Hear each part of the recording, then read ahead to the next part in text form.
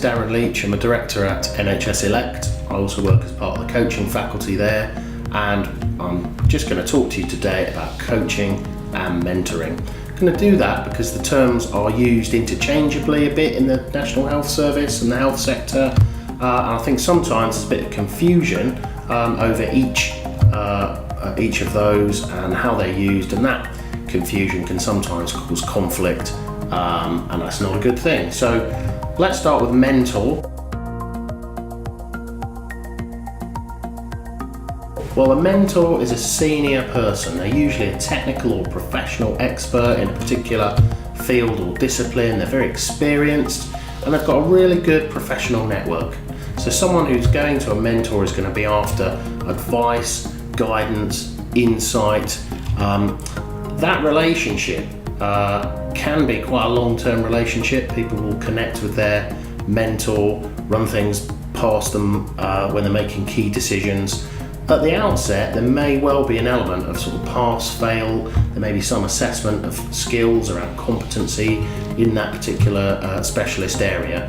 And in doing that, certainly at that stage, the mentor obviously has some skin in the game. They're signing someone off as competent and able, so they're taking some responsibility around dealing with whatever it is their protege or mentee is looking to develop in terms of skills and knowledge. So that's a mentor. In summary, they have really good answers for your questions, so they're the person to go to.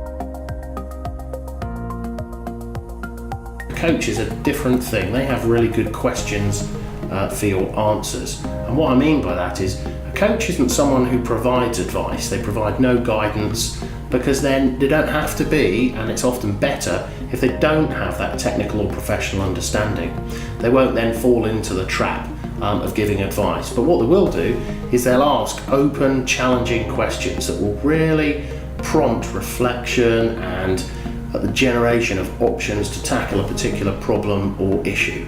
Coaching is a very action-orientated discipline, so the coach will always be looking to work through a conversational structure that ends up with the coachee taking away all of the action. If the coach takes away actions, generally I think in the coaching discipline they'll be viewed as failing.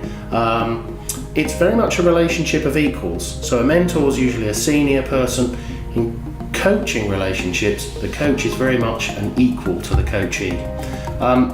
The coach will assume, and this is an important factor, someone receiving coaching will be a really resourceful, motivated, energetic person who's committed to working through issues, problems themselves, and that's the learning they want to get from that coaching experience. And that's different to someone looking for a mentor who's getting advice. And therefore the coaching relationship can often be quite a short-term one. They may only meet a few times and focus on a particular problem and allow that person to work that through from themselves. Because the coachee definitely owns the problem and they walk away with the action. In summary, a mentor has good answers for your questions and a coach has good questions for your answers. I hope the sort of two bookends, coach and mentor, are useful distinctions for you to draw. If you're being asked to fulfill one of those roles, you now understand what the distinctions and differences are. If you're interested in this topic, we've written an article and there should be a link at the end of this presentation. So thanks very much.